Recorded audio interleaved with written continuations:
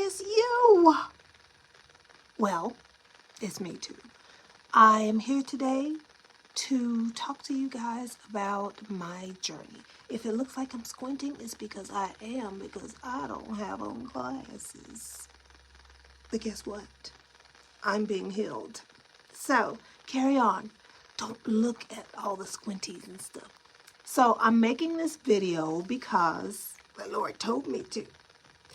I have no, probably 2% desire to do this, but I keep feeling this prompting from the Lord to do it.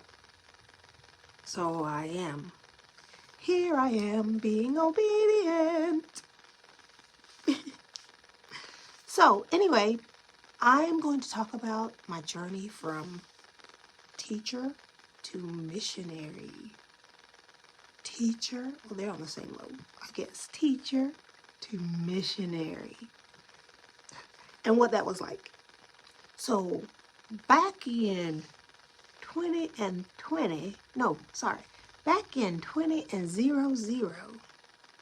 I had just gotten my first gig as a teacher. And I was so excited. And I could not hide it. No. I wasn't about to lose my mind. I loved my kids. And they loved me right on back.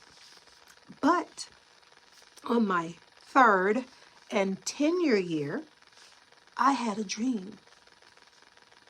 I went to sleep and I dreamt. Not like the I have a dream Martin Luther King thing. But I had this dream that I was pretty much resigning from teaching. And I woke up like, oh no, it could not be. It could not be. But alas, it was, because I spoke with someone else later in the same day, I believe it was, and they also had a dream or some other kind of word about me leaving my teaching post. And so I grieved. I was a teacher of 9th through 12th graders, and I taught reading, English, and drama. Can you believe it? Drama. Who would have thunk it? And I did not want to leave my babies. But the Lord told me to go home to my own naturally birthed babies. So I did that. And not only that, He told me to homeschool them. Now, back up, probably a year after I started teaching, I met a woman who homeschooled. And I went, homeschool? What's that? I didn't have any idea that people even schooled their children at home. So I was intrigued, but I was like, not me, girl, honey. Not me. You can forget it. And the Lord was like, you gonna remember it. So I was like, okay, Lord, I relent. I do what you want me to do because I'm in this for you, not for me. So, where was I? Yes, I was homeschooling. And so I started homeschooling, took my then kindergartner out of school and taught him at home. And when I say that teaching a 5-6-year-old was very unlike teaching 14 to 18, I mean it. I really mean it. Do you know, or have you had to teach a 5-year-old? I'm looking in the comments to see what y'all said. But I can't really see the comments. Who looked with me? Raise your hand. I can't see you raise your hand either. But anyway, so after that, well, let me back up again and tell you why the Lord wanted me to homeschool my children. He was calling me into full-time ministry. And I was very excited about that. Very excited that I got to talk to people about Jesus for a living.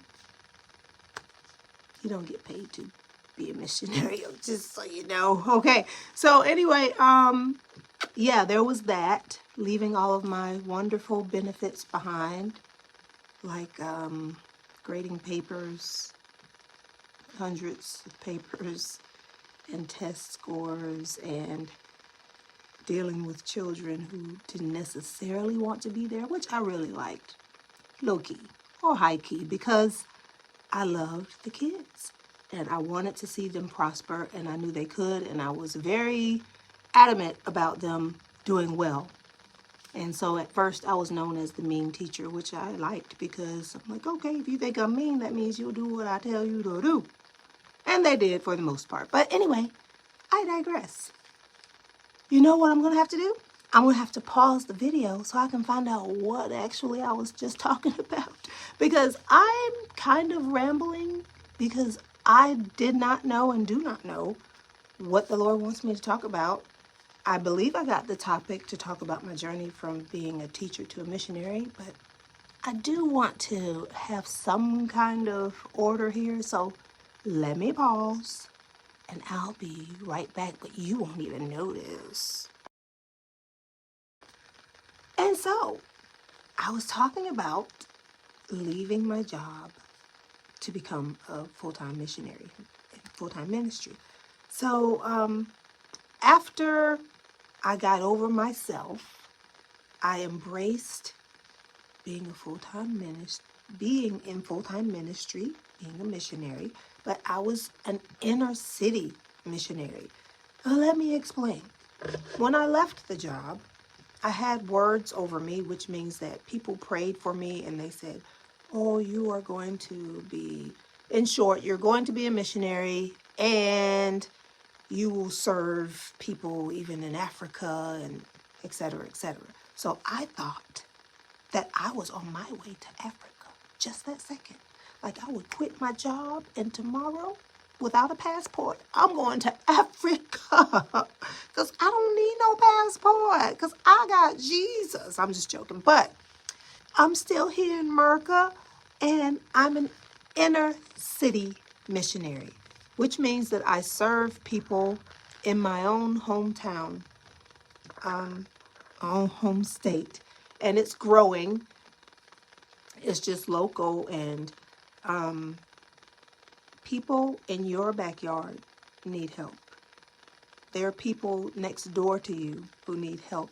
In fact, the reason the ministry was started is because the founders of the ministry, they were in a low-income neighborhood, and a child walked up to their door. This light is shining. Let's put that there. Why didn't y'all say something? Y'all know that was bothering you and stuff. Anyway, a little child walked up to their door. She was mute. So they gave her a piece of candy, which led to other children coming because they wanted candy too. Give me some of that yummy candy. So they got candy. And then all of these children migrated to their door. And they were like, well, what are we going to do with all these children? So they created a choir. And that was the bomb. And it still is the bomb because we still have the choir. But yeah. So we started serving. So anyway, somebody went out and found out that there were lots of people in their neighborhood who were hungry. And because the Lord is gracious and faithful and all-knowing, he already knew that her heart would be moved with compassion to find out what was going on in the neighborhood and if anybody else was hungry or anybody was hungry. And so they did. So we started a little pantry and collected food. We used some of our own resources. We collected food from other people, and we made this little pantry out of a one of those mobile containers that I forget the name of.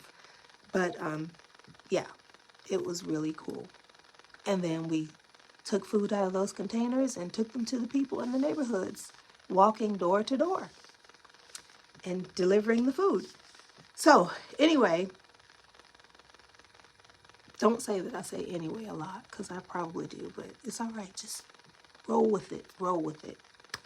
So, yeah, that's how I got from teaching to becoming a missionary. Maybe in the next video, I'll talk to you about how I became an author. You want to know that, don't you? I see you over there. You want to know. I'm going to tell you.